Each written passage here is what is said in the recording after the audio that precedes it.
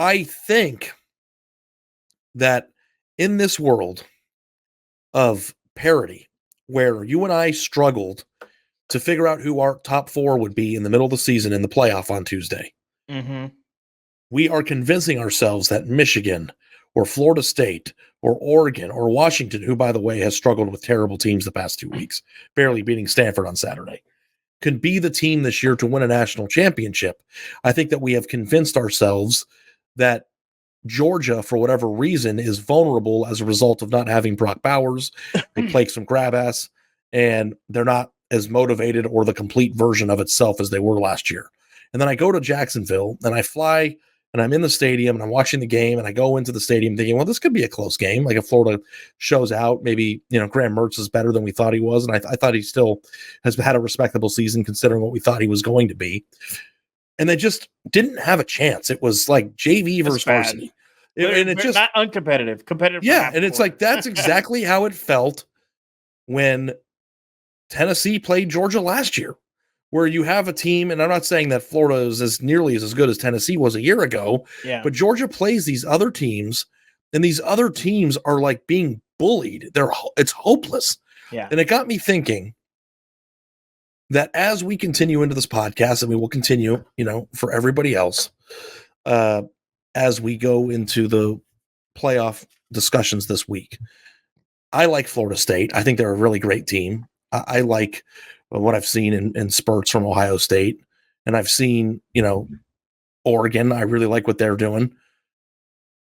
We are fooling ourselves into thinking that this is a parity-filled season when Georgia is going to go into Death Star mode, I think, and just beat the crap out of everybody along the way. And I know the thought process is the SEC sucks, Florida stinks, Ohio State played them closely last year, and even take Ohio State out of the equation because they're a super team too.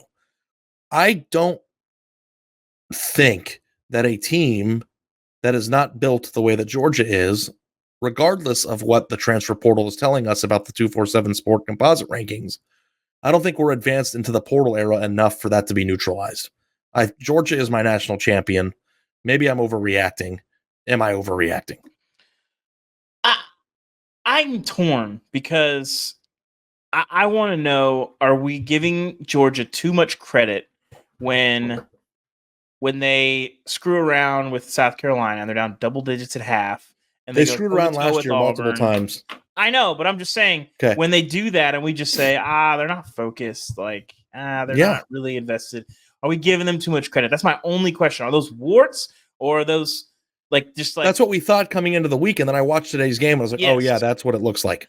Well, but that's the second. We've only seen them, what has Georgia played? 8 games this year, right? Something like that. Yeah. This is only the second time that we've really without their best player. That's true.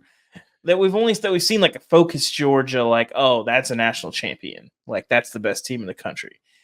And I'm mostly with you. I think that you go in there and you say, okay, when Georgia plays at its best, nobody can compete with them. And I think. And when do teams usually play their best? In air conditioning domes, right? Well, not even. I don't really care about that stuff. I'm talking about when Georgia looks across them and sees a worthy opponent and says, "Oh, you think you have us? We're gonna take it to you." And that could be Alabama and Atlanta. It could be Florida State in New Orleans. Yes. And it could be somebody else in Houston. And I don't know. I don't look at anybody else in college football this year, and we will get to Ohio State in a second. Let's take them out of the equation. I don't see any of the newcomers in college football in terms of national championship contention. I know Michigan's the back-to-back Big Ten champ. Mm-hmm. That can beat that team right now. You know what it looks like. We cover the sport. I know we put our heads in the sand, and I think a lot of times we convince ourselves that new teams or different people are capable of doing stuff because we inherently want those teams to do it, because we want new, we want interesting, we want cool storylines. But the fact of the matter is that this team is built the way that you need to be built. And the question is, do you think we're deep enough into the portal era where that's neutralized? Here's my counter to this, Ari, and this is the only case I have against this, is that the last 2 years, Georgia was fielding a defense that was on par with the best that we've seen in a decade of watching this sport. They have one of the best defenses in college football this year. If they get in a game where weird stuff happens and they have 3 turnovers, or Carson Beck is just off, or the left tackle has the stomach flu or something like that. They're not good enough to just absolutely suffocate everyone. It's going to take. Who are they not good enough to suffocate? That's my question. Florida State, Oregon. So you're still convinced that Florida State has neutralized the talent gap with the portal? It's not about that, Ari. I agree. You don't think it's about that? It will be in December. But when they're playing their best, okay. I agree with you. But I'm just saying the defense made their margin of error so big, and they didn't even need it because Stetson Bennett was so efficient and so smart and made so many good decisions. But their margin of error was huge because of that defense. The defense can be gotten. They're not as stingy up front as they were. They're not as good on the back end as they were. They're still really good. They're still probably one of the best defenses in the country. But they're not playing defense at a level where but here's my counter to that, Dave. In a decade. Mm-hmm. Do you remember the 2019 playoff? The LSU, Ohio State, okay, Clemson LSU, teams? Ohio State, Clemson, yes. Mm-hmm. That was the 2020 playoff. So, Georgia might not be as good as they were last year, but the rest of the sport isn't as good as they were last year either. So I think that it remains to be seen. That remains to be seen. I'm telling you, man, there is no other super team. Listen, maybe Alabama will turn it on and go crazy. I don't know. But there are 3 teams in college football who are built to compete with Georgia when they care on an indoor field in the air conditioning. That's Ohio State, that's Georgia, and Alabama. Those are the 2. Both of those teams are fractured versions of themselves. We're going to get to Ohio State. Yeah. Nobody has a star quarterback this year that's going to neutralize it. You might say Michael Penix Jr.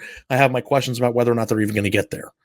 I just don't know if I can continue with the charade that I think that anybody is physically built from top to bottom to get on that field and beat that team 4 quarters, especially in an indoor dome, in a dome. Sorry, I don't know why I can't say indoor dome. Maybe that's redundant. My body's trying to stop me. That's where I'm at. And listen, I want to say something too. Kirby Smart got a little edge to him. He's walking Ari, have you heard? Did you hear the leaked audio from practice last year before the Tennessee game? I know. He's got an edge to him. I can't believe you're learning this right now, Ari. People were asking him in the post-game news conference, and Seth Emerson showed me this audio because I was in another room when he said it. Mm-hmm. About Dan Mullen, the Florida coach, predicting that Florida would win this game, or the former Florida coach, I should say. I think our players hear it because they're on their phones 24/7. It bothers me that they may hear it and they may feel anxiety and pressure from this, Kirby Smart said. At the end of the day, the quickest way to lose is to think about that stuff. So when you think about attacking somebody and coming after them every day, you have to have the mindset of the Friday the 13th. They keep killing Jason Voorhees and he keeps coming back, man. You've got to keep going that way, and you got to keep going that way and think that way aggressively so you're not paranoid about it. And I don't see it or hear it, but I know it's out there. Somebody texted me before the game. All these people are predicting that we're not going to win today. And I'm just like, golly, where's that coming from? Then the villain came out. You're supposed to be my friend, Smart said. He didn't recruit, though. So that to me is because listen. You know who else died and came back a lot is Obi-Wan Kenobi. Georgia might be a Force ghost. We got to explain Force ghost to you, Ari. Yeah, God, please. I wish I had never said anything about Star Wars. I can't do this.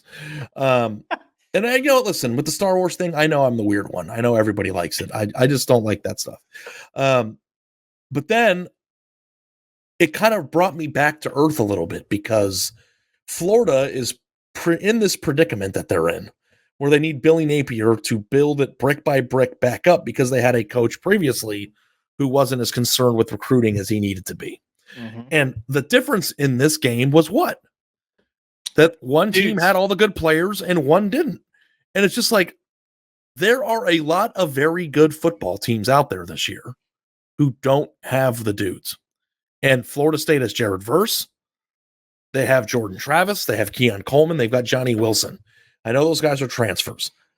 I know that they went from 0 stars to first-round picks potentially. But I don't even know if 3 guys like that are enough to neutralize it in the trenches. The way that they arrive when they hit you, they are just animals in a way that other teams aren't. And I know that people hate me because I'm always talking about the big teams and but I just like don't want to be fake about it. I don't want to pretend I don't want to be like one of these people last year who picked TCU because they wanted it to happen. I want to be as real with my audience as I possibly can and just say, guys, open your eyes. We're forgetting the obvious thing here. We saw it, and the saying, if somebody tells you who they are, you believe them. They're telling you, man. And the coach has got the edge that I want out of a coach who's won it back-to-back years. Their quarterback isn't a star. I know he's not, but I think he's a little bit better than people think. I just don't know how you can sit here with a straight face right now and look me in the eyes and say you think somebody can beat that team in a dome.